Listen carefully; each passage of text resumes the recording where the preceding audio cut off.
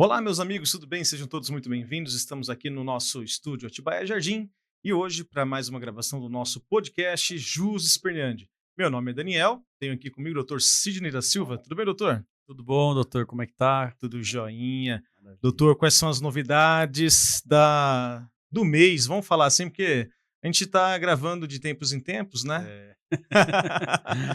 Quebramos o nosso ciclo de semanal, né? Semanal, Mas é verdade. devido a compromissos Sim, pessoais, compromissos profissionais, inclusive. exato.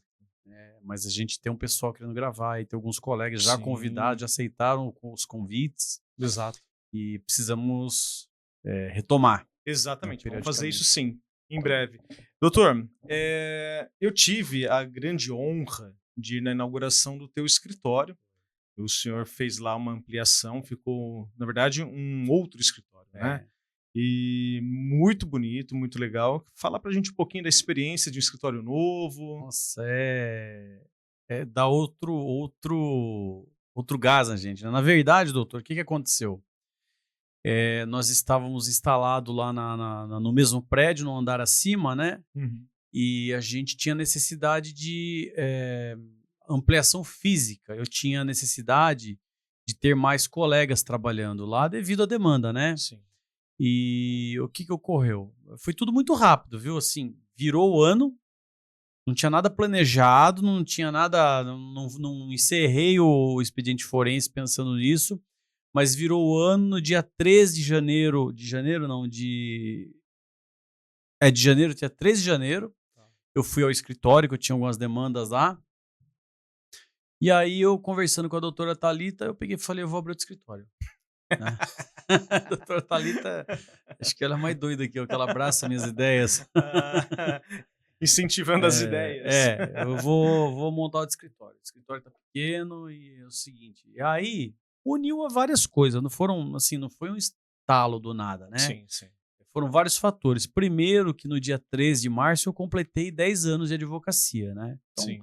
para mim é um marco, porque eu tenho toda uma história que antecedeu aí antes de eu virar um advogado, né. Então foi, Uhum. assim, uma história de luta, Sim. né. Então esse marco de 10 anos foi um dos motivadores. Outro, que eu estava passando por um momento muito delicado dentro da família, mas muito delicado. Então, foi até uma forma que eu arrumei de eu me ocupar um pouco, né. Uhum. E o outro, que eu precisava de mais espaço físico. No escritório anterior nós tínhamos um espaço físico ali para 4 pessoas. Eu precisava aumentar isso, né. E aí foi que a gente pegou, teve essa ideia no dia 3. No dia 6 eu peguei a chave e acho que em questão de um mês estava todo montado. O escritório está nas minhas redes sociais, aí quem que me acompanha no Instagram, que o meu Instagram é s.silva_advocacia. Quem me acompanha é só entrar lá, vai ver o escritório novo. Ficou tudo muito lindo. Ficou Eu muito bonito usei mesmo.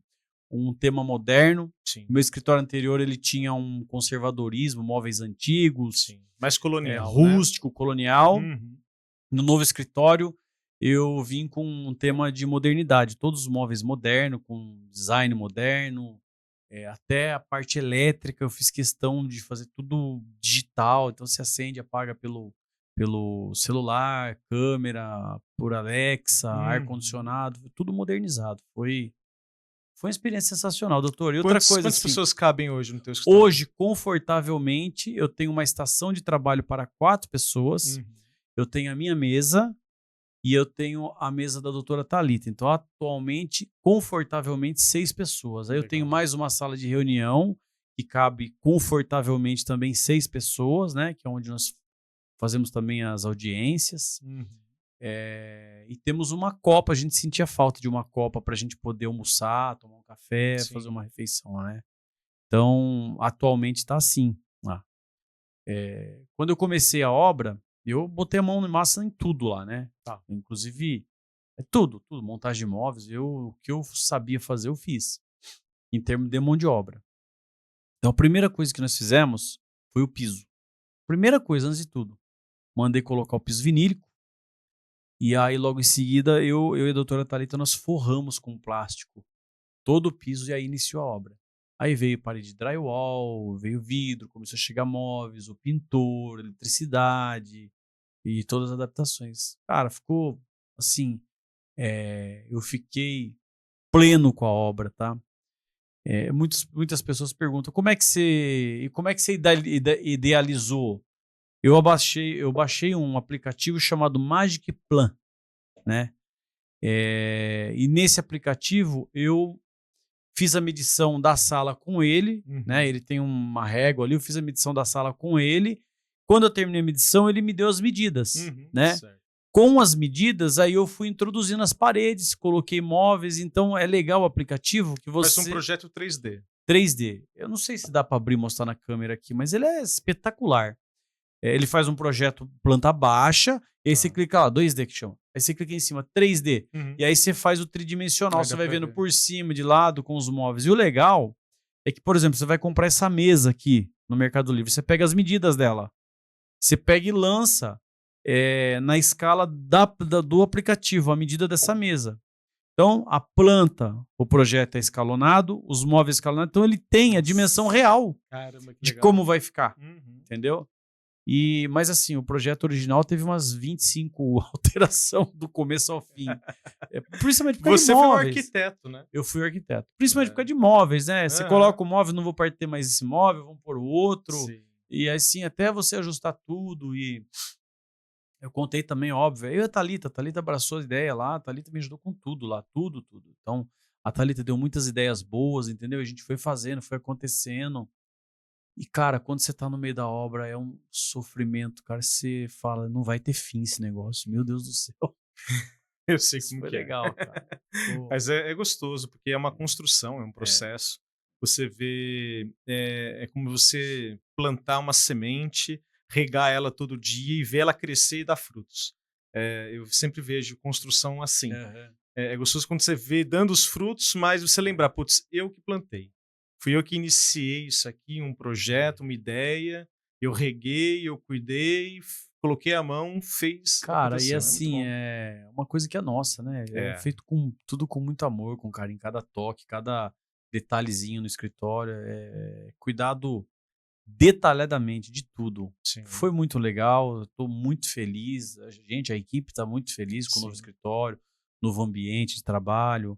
O próprio cliente chega lá e, cara, o que que você fez aqui? Entendeu? Eles ficam Não, espantados. Ficou muito legal. dá um gás para todo mundo, tanto Dá, para a equipe quanto dá. para o próprio cliente, chega lá, se sente mais confortável, né? Começamos o ano de escritório novo. Isso é bom demais. Bem, tem outro assunto que acho também que é legal, que nós estávamos falando aqui sobre o teu escritório, você falou do pessoal que te segue nas redes sociais, Sim. e tenho certeza que quem te segue na rede social vê algumas postagens da Abracrim. Pessoas fazendo a inscrição, né? Tem. E acho muito legal a questão da Abracrim, porque é mais uma ferramenta para o advogado É. criminalista, né? É algo que o que vem agregar sempre é muito bom, né? Ao contrário de tirar, agregar sempre é bom para a advocacia. Uhum. E tem alguma novidade da Bracrim para Tem. nossa região? Eu tenho postado, o pessoal tem perguntado, gera Sim. curiosidades, né? Que eu tenho feito aqueles vídeos lá de associado a Bracrim. A gente já tem aí alguns anos que a gente tenta trazer uma sede da Bracrim aqui para a região, porque nós não temos a Bracrim. A Bracrim é a maior associação de advogado criminalista do Brasil. Ela é imensa. Os maiores criminalistas desse país são associados da Bracrim. Então, assim, para não ir muito longe, a ministra do STJ, a doutora Daniela Teixeira, ela era uma associada da Bracrim. Então, e dentre outros, Auri Lopes Júnior, doutor Mário de Oliveira Filho, Nossa Toron, a ex-presidente da estadual, né? a Da Patrícia OAB, Vanzolini também, são Vanzolini todos também, né? associados. Sim. Então, e aí há anos eu tento trazer, instalar uma regional, que a gente chama de regional, né? Então tem Tá. a nacional, tem a estadual, e dentro dos estados tem as regionais, que ajuda na subdivisão ali. Uhum. E a gente aí, depois que passou esse período das eleições da OAB, nunca deixamos esse projeto. A gente um pouquinho deu um tempo dele, mas retomamos e agora com apoio de pessoas importantíssimas, assim, eu posso citar uma pessoa aqui Bom, não vou citar nomes, mas diversas pessoas que estão do lado da gente, Uhum. no meio nesse meio político, ajuda muito a gente. Então, eu tive participação de pessoas especiais que me ajudaram muito e agora temos data para a instalação da Bracrim. A Regional Bragantina vai ter uma sede regional da Bracrim, E tá? me fala uma coisa, o porquê Bragança Paulista? Existe uma questão de região, porque a região de Bragança abrange mais? Por que Bragança e não Atibaia? Então, por diversos motivos. Tá. Então, eu vou partir do princípio. Quando se deu a ideia de instalação, que iniciou, começamos a costurar essa ideia junto com a estadual, o presidente falou para mim, doutor Cristiano Jocadar, ele sugeriu Bragança, né? Tá.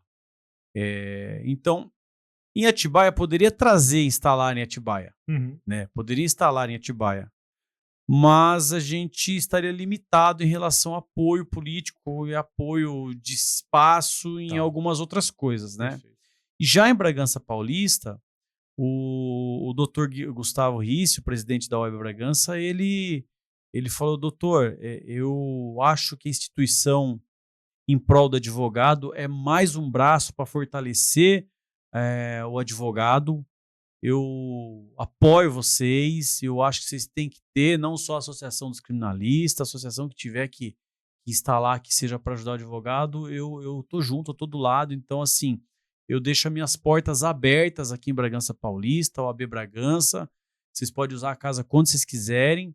E então esse foi um fator que motivou, eh, junto com o fato de que Bragança é regional, né? Sim, pega a região Bragança é regional, da... região Bragantina. Tudo que você vai falar é região Bragantina. Sim. Então, OAB, região Bragantina. Você fala Uhum. rede de televisão, é a região Bragantina. Então, Exato. Bragança virou uma referência como região. Sim. Então, assim, para a gente não fugir da questão regional, e somado mais a esses fatores que o doutor Gustavo nos deu essa abertura, Uhum. a gente decidiu instalar lá. Legal. Sim, mas tudo tem que ter a vênia, né, do estadual, Uhum. é tudo conversado e costurado. Sim, sim, Inclusive, a presidente da OAB de Atibaia, eu tive uma conversa com ela sobre a instalação da Bracrim, comuniquei que ia ser instalado, Tá. né, em respeito, porque a Bracrim só existe porque existe a OAB, porque quem está dentro da Bracrim é advogado. Certo. E para ser advogado tem que ser inscrito na OAB. Uhum. Então, por respeito a essas pessoas, esses atores do mundo jurídico aí, eu comuniquei a doutora, a presidenta, a presidente, né? Uhum. Comuniquei, o Gustavo já está sabendo desde o começo, o Gustavo já me ajuda com essa demanda já faz muito tempo, né? Uhum.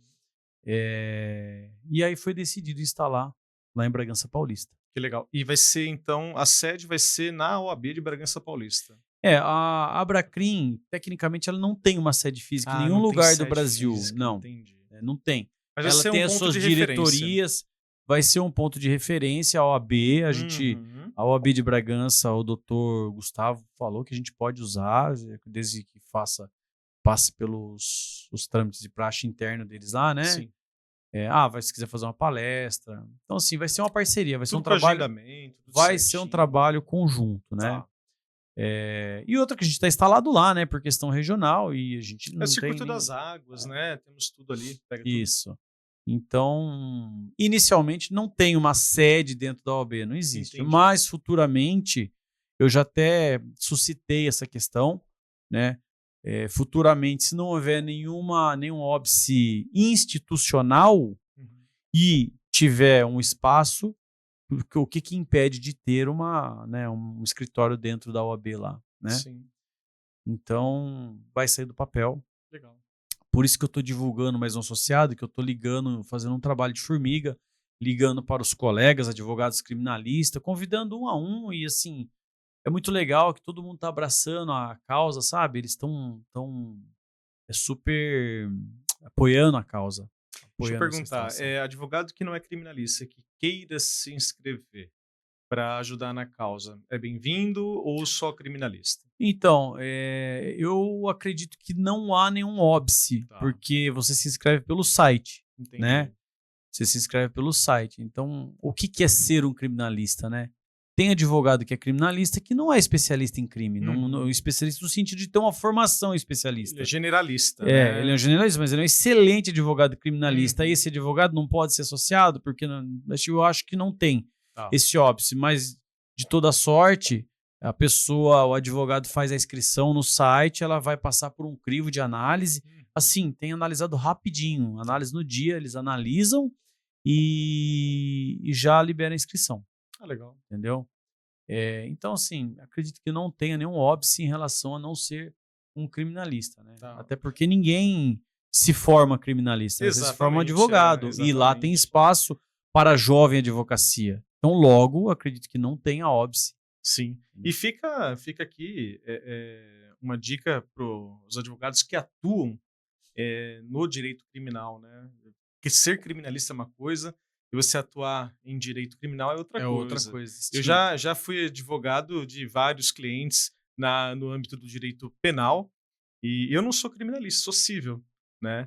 Mas é importante aquele que atua no dia a dia de fazer parte da Abracrim, porque além da OAB em si, que cuida dos advogados, você vai ter uma associação de advogados criminalistas que vão dar um respaldo, um plus, né? Uma ferramenta a mais, né? O que todo mundo pergunta, mas o que tem o que a Abracrim traz de benefício? Né? O que diferencia? Então, assim, a Abracrim, ela tem a pasta de prerrogativas, tá? Ela tem pasta de tribunal do júri, ela tem pasta de direitos humanos, ela tem pasta da jovem advocacia. Então, durante esse período que eu estou fazendo associação dos meus colegas, que eu estou convidando, o pessoal pergunta, posso participar? Vai, claro que pode. Entendeu? Então, por exemplo, eu faço parte da comissão de direito penitenciário, vamos supor.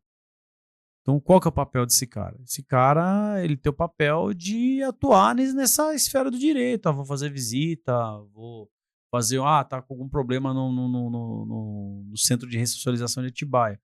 Faz um ofício, comunica a instituição vai atuar, entendeu?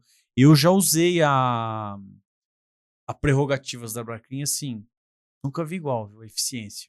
Nunca vi igual, assim, me atendeu prontamente, tive um problema, já falei esse problema várias vezes, fui atendido e isso aí só fortaleceu minha vontade de continuar e de contribuir, entendeu?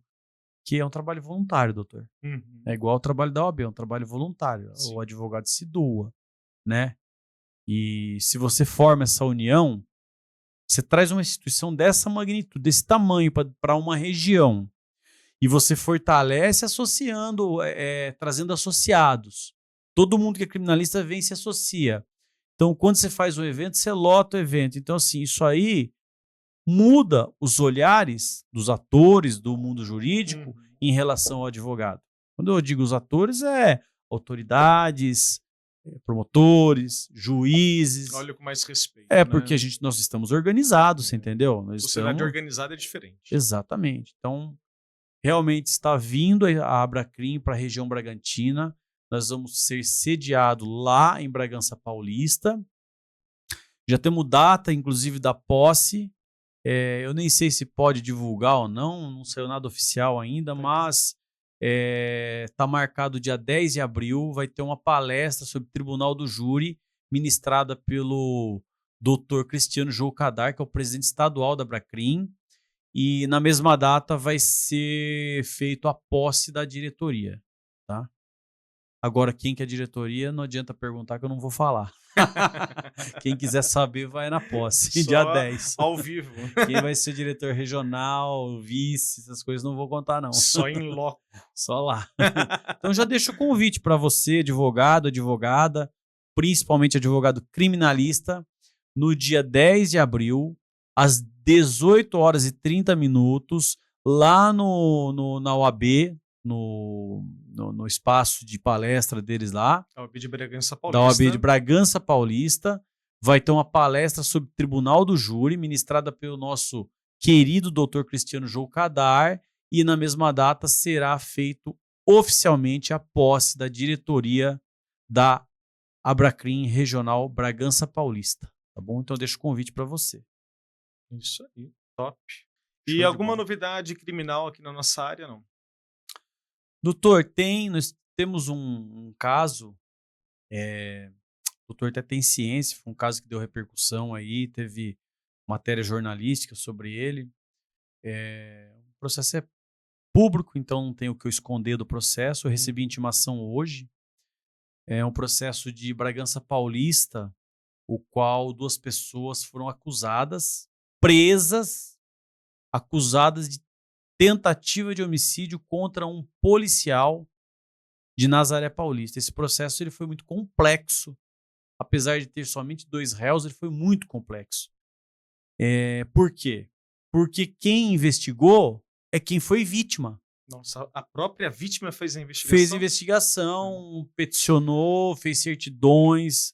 Dentro desse processo, a defesa teve que pedir afastamento desses policiais, porque não tem sentido. Ele tem a máquina na mão, ele tem interesse que a causa seja julgada procedente ou sejam pronunciados. Não tinha sentido aquela polícia investigar aquele caso. E a gente, usando-se do nosso mecanismo jurídico e de muita insistência, nós conseguimos afastar aqueles policiais da investigação. A delegacia toda da cidade, nós afastamos das investigações, foi deslocada a competência para Bom Jesus Perdões, né? Então, toda vez que descia uma cota com a diligência, seja do MP, seja do próprio juiz, direcionava lá para Bom Jesus, né? E os inúmeros pedidos de diligências da defesa. Por quê? Porque tinha muita coisa estranha dentro do processo, muita coisa alegada e não comprovada. Processo penal, apesar dele ser um processo de quem acusatório, né, o MP acusa e tem que provar, infelizmente, na maioria das vezes não funciona mais assim. Né? Na maioria das vezes o réu tem que provar que ele não fez. A presunção de inocência Não, é relativizada. É relativizada, é exatamente isso. Né?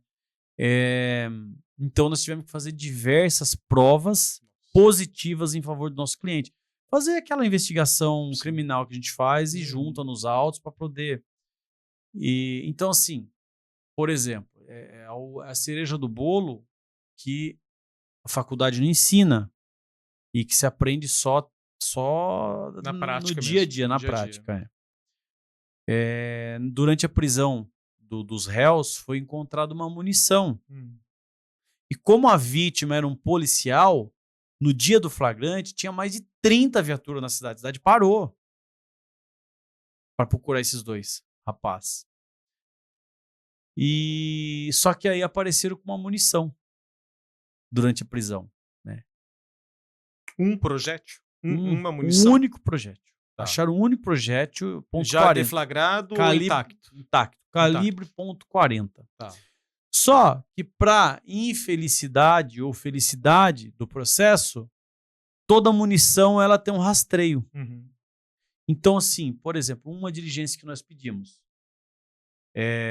para que oficiasse o Exército e a Polícia Federal para que informasse para quem que foi distribuída aquela munição.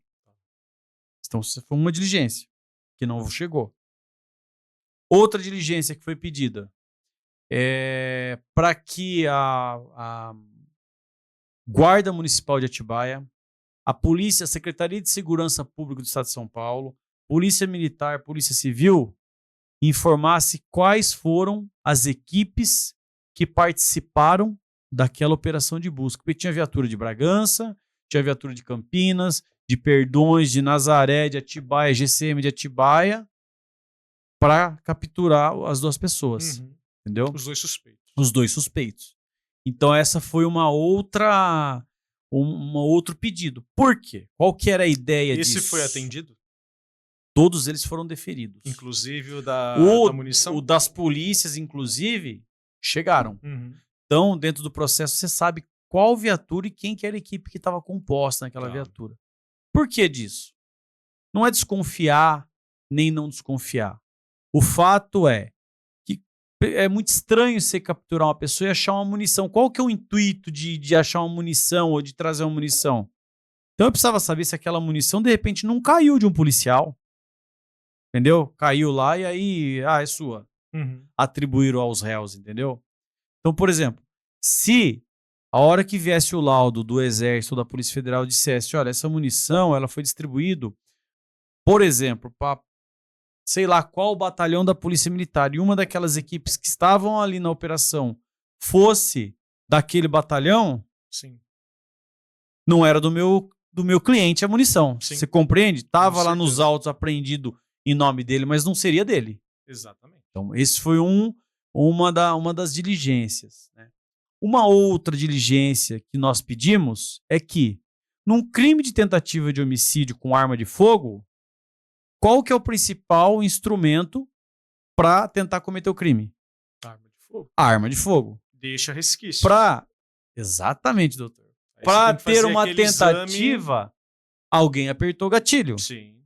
Então, uma coisa... Exame residuográfico. Residuográfico. Residuográfico. Então, um outro esse exame não foi pedido pelo delegado. Não e o foi delegado ele foi arrolado como testemunha. E ele foi fortemente interpelado dentro do processo. Por que que o senhor não fez o exame residuográfico? Tá. Já que a acusação é de disparo de arma de fogo, é um crime cometido com disparo de arma de fogo. Que né? deixa vestígio. E aí o Código de de Processo Civil Penal, ele fala que todo crime que deixa vestígio tem que fazer perícia. Por que Sim. que o senhor não fez?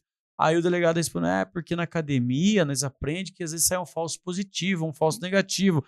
E a gente falou, doutor, mas isso aí não é o senhor que tem que decidir. Se a ciência fala que existe o exame e ele é útil para o processo penal, o senhor tinha que ter feito. Então, determinação legal, né?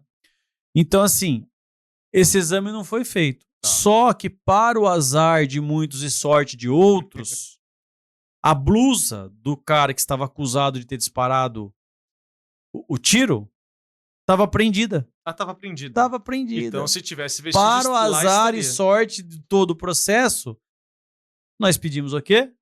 Exame residuográfico. Pergunta para mim se chegou o exame. Nunca chegou. Nunca chegou? Nunca chegou. Outra coisa. Então, assim, isso são todas dicas que eu tô dando para você que atua na área penal, às vezes está começando, às vezes tem... são pequenos detalhes que fazem a diferença dentro do processo.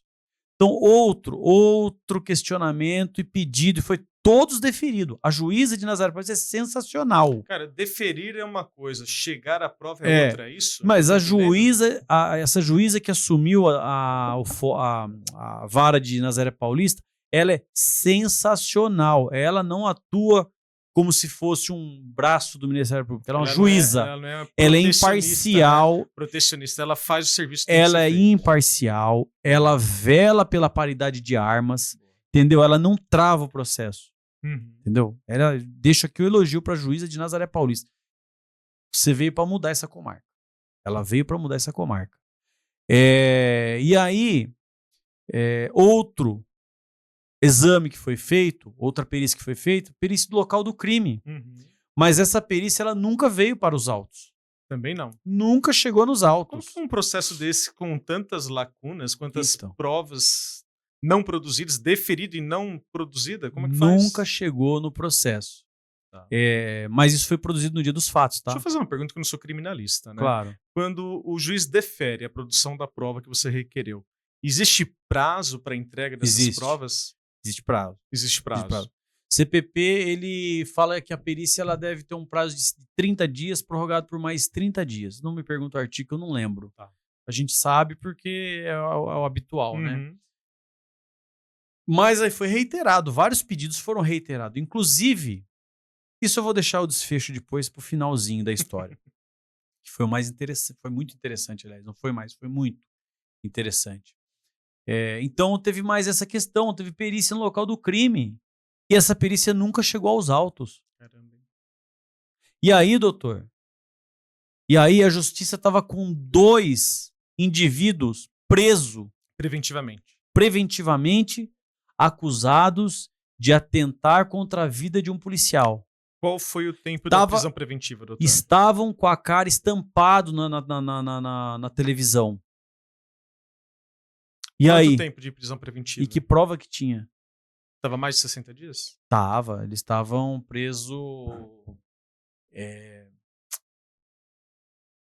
Ficaram presos 4 meses. 4 meses. Ficaram presos 4 meses. Como é que eles saíram? Quando teve a primeira audiência, que nós começamos que ouvimos a vítima, né? Uhum. Ouvimos a vítima, ouvimos o delegado, ouvimos o perito. Entendeu? Quando nós fizemos a primeira audiência, nós pedimos a liberdade provisória deles, tendo em vista tudo o que foi relatado, o tanto de contradição que teve da vítima em audiência, mas o tanto de contradição. Dentro dos autos, ele teve a oportunidade de falar 3 vezes dentro do inquérito policial, em 3 ocasiões, inclusive na terceira ocasião, eu tinha requisitado, feito o pedido para ouvir ele novamente e para eu participar. E eu participei, fiz diversas perguntas para ele, na presença do delegado lá de Nazaré, ainda estava sob a custódia de Nazaré. E nas 3 ocasiões, doutor, contraditórios. Uhum. E o cliente lá preso, cara. Entendi. Preso. E depois dessa audiência, oralmente, quando encerrou a audiência, oralmente eu pedi a palavra e fiz a sustentação requerendo a liberdade provisória e fundamentei o porquê que eu queria a liberdade provisória. O colega, que é de uma comarca distante daqui, não lembro de onde que ele é, mas acho que para lá de Sorocaba, não lembro direito. O colega também reiterou meu pedido. O Ministério Público pugnou pelo indeferimento, mas a magistrada concedeu liberdade na primeira audiência, né? E aí tivemos a segunda audiência, em seguida, para ouvir algumas testemunhas. Tinha testemunha ocular, tá, doutor? Uhum. Que não estava rolado em momento algum. Caramba. Testemunhas oculares que foram questionadas no dia dos fatos pela polícia científica, mas que em momento nenhum chegou nos autos. Só que, para o azar de muitos e para a sorte do meu cliente, nós descobrimos isso durante a investigação, porque nós fizemos o percurso que ele fez diversas vezes e numa das vezes nós vimos essa pessoa lá, um comerciante. E nós fomos trocar ideia com esse comerciante. E esse comerciante falou, eu vi tudo. E fora o comerciante, tinha um funcionário de uma construção próxima, que esse eu nunca consegui chegar nele. Uhum. Entendeu? Não precisou também, que se precisasse nós ia chegar nele. E nós arrolamos ele. E ele foi, essa pessoa. E o álibi do meu cliente, que estava minutos antes dos fatos, foram, assim, acredito que determinantes, mais todo esse conjunto aí, mas assim, determinantes para esclarecer que eles não concorreram para aquele crime. Tá? Então... A sentença foi uma sentença... Então, hoje eu fui intimado dessa sentença. Tá? Intimado pessoalmente, inclusive. O oficial de justiça foi lá no meu escritório agora, na hora do almoço, estava saindo para fazer um acompanhamento da delegacia e a oficial chegou lá. Uhum. Essa sentença, sim, encerrado a segunda audiência de instrução e julgamento, eu e a doutora Thalita me ajudou nesse processo muito. Me ajudou não, ela trabalhou comigo nesse processo. Então nós levantamos todas as diligências que nós pedimos e não foram cumpridas, e que eram totalizadas 4. Né? Eram totalizadas 4. Nós reiteramos o pedido, dentre elas, perícia do local que não havia chego, exame residuográfico da blusa que não havia chego e o mapeamento da munição, o rastreio da munição. Para quem tinha sido distribuída aquela munição também não chegou nos autos. E aí tinha uma quarta que eu não lembro o que era, não sei se era testemunha, mas enfim, tinha uma quarta situação. E aí quando nós fomos, a juíza abriu a palavra novamente, a gente reiteramos esses pedidos. Sim. E aí a promotora pediu a palavra e falou assim que estava convencido que não havia ocorrido crime e que ia pedir a absolvição. Mas a absolvição deles. É por falta de provas? Então, qual é o aí que eu ia chegar. Porque isso tem consequência na esfera cível. Na esfera cível. E aí, a absolvição que veio a absolvição por... Absolutória ou... Não, foi absolvição por falta de provas. Por falta... Não, aí... Então, aí agora o que acontece? Então, o defensor foi intimado, né? Tá. Agora, eu acho que cabe uma apelação, porque essa absolvição tem que ser por estar provado que eles não concorreram para o crime, que nós provamos isso. Então, apesar de eles estarem absolvidos... Não é por falta de prova, é porque eles não estavam lá. Não é lá. por falta de prova. Isso tem reflexo na esfera civil, Sim, que é indenizatória, exatamente. Porque o Estado acautelou eles por 4 meses. Eu tô falando 4 meses, mas é aproximado, pode ter sido um pouquinho mais até. E outra exposição da imagem, entendeu? E eu vou além, doutor. Eu vou além. Tem um repórter aqui em Atibaia que cobriu essa matéria, né? E os 2 marginais, não sei o quê, bababá, fez toda a matéria, todo aquele sensacionalismo. Eu mandei uma mensagem para ele. Eu falei, aquele caso de Nazaré, as pessoas foram absolvidas, né? Quando saiu a sentença. Você tem interesse em cobrir a matéria? Nem respondeu. Então, assim, agora eu vou conversar com o cliente, eu vou ver se ele tem intenção em recorrer, né, em apelar, para tentar mudar o dispositivo da absolvição. Tem que ser por estar provado que ele não concorreu para o crime. Então, mais uma dica para quem é um advogado que está ingressando aí no mundo criminal, o dispositivo da absolvição ele faz muita diferença na vida do investigado, do acusado, do réu. Por quê? Uma coisa é ele ter sido absolvido por estar provado que ele não concorreu para o crime. Outra coisa é ele ser absolvido por não ter prova suficiente. Porque se ele ficou preso na esfera civil, quando ele quiser pleitear uma indenização contra o Estado, a jurisprudência entende que esse dispositivo de absolvição por falta de prova não gera dano moral. Não gera dano moral, porque não é que ele não cometeu, é que não teve prova suficiente para condená-lo. Diferente se você provar que ele não concorreu para o crime. Aí sim ele foi uma prisão injusta. Exatamente. Prisão injusta. Essa faz toda a diferença no processo penal. Então, assim, esse processo ele foi um processo bastante complexo. É um processo que demandava muita atenção da defesa, tá? Porque poderia ter sido diferente o desfecho. A gente poderia ter 2 inocentes presos. Por quê? Porque a vítima era um agente do Estado. Você entendeu? Era um agente do Estado. Isso pesa demais, cara. Assim, ainda bem que todas as nossas manifestações, todas as nossas movimentações restaram positivas para os acusados. Atualmente, no Brasil, nós estamos vivendo um momento sui generis, né? A gente vê nos egrégios tribunais superiores que vítimas fazem a investigação, julgam, né? Fazem tudo. Não quero falar nomes aqui, mas atualmente no Brasil tende a normalizar uma situação dessa, o qual eu acho que é um estado de exceção. Isso não pode acontecer. Fez muito bem aqui em primeira instância, mas a gente vê isso acontecendo nos jornais em instâncias superiores. Né? Então, assim, eu acho que o dever do advogado como um instrumento da aplicação da justiça é buscar que injustiças não sejam feitas. Exatamente. E que isso não se repita. E que não se torne algo normal. E né? injustiça, quando a gente fala em injustiça inclusive para quem cometeu o crime.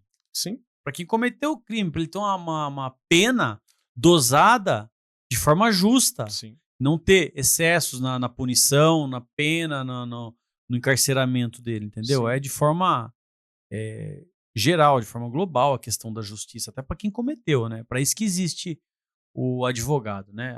É o promotor, é o fiscal da lei. Não é, o promotor quer saber de cana para quem comete crime.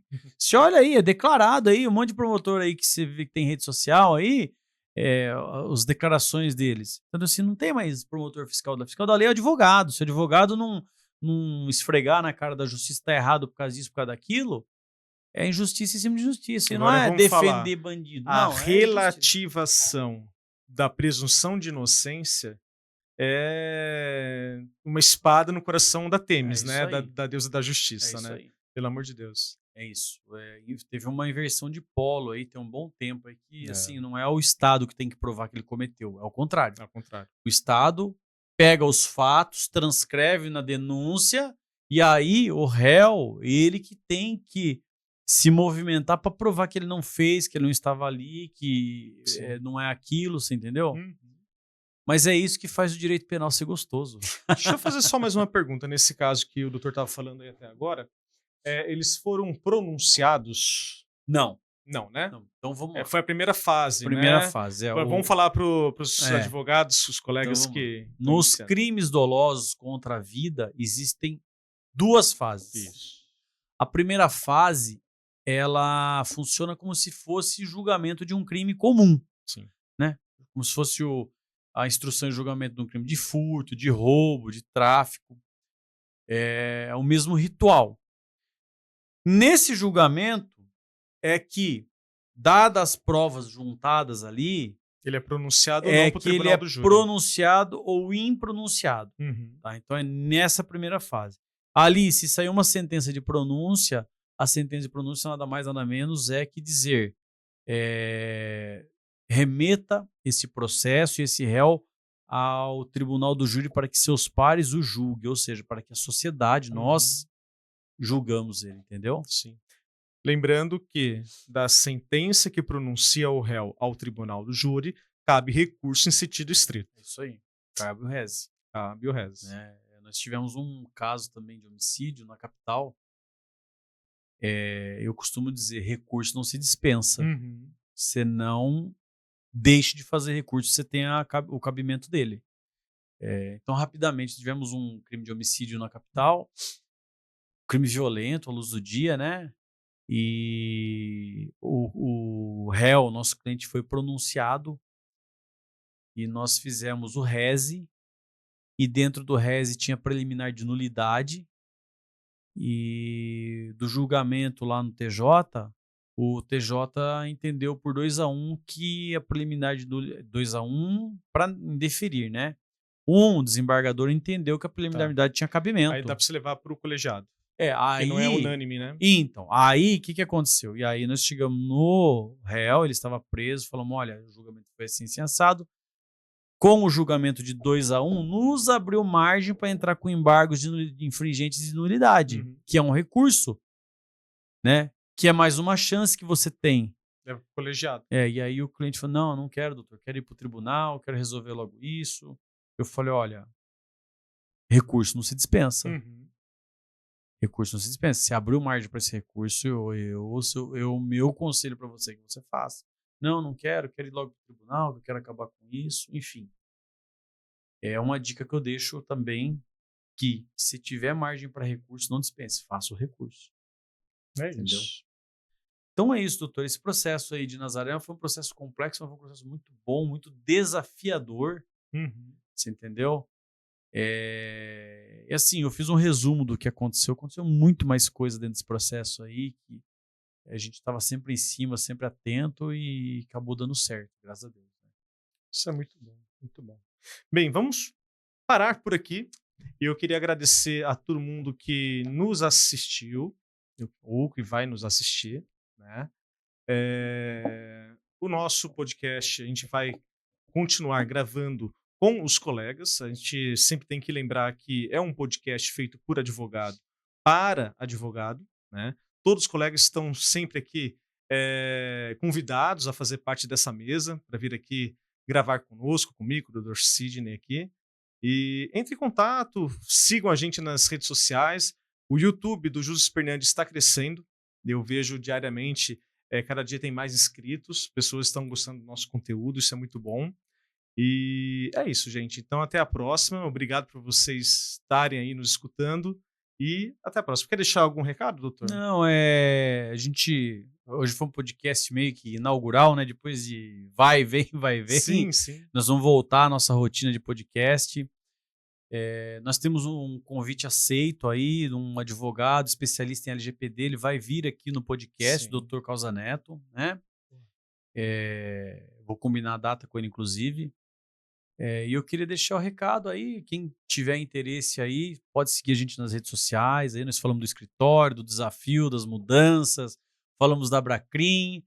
E eu gostaria de deixar o convite para você, advogado criminalista, que queira conhecer o que é a Bracrim, pode ir até o meu escritório, a gente senta, conversa, vamos se associar, vamos fazer parte desse time, dessa família aí que o advogado só tem a ganhar e só tem a agregar na nossa vida. Então, esse é o convite que eu deixo. Perfeito, então. Um abraço, minha gente. Até mais. Um abraço.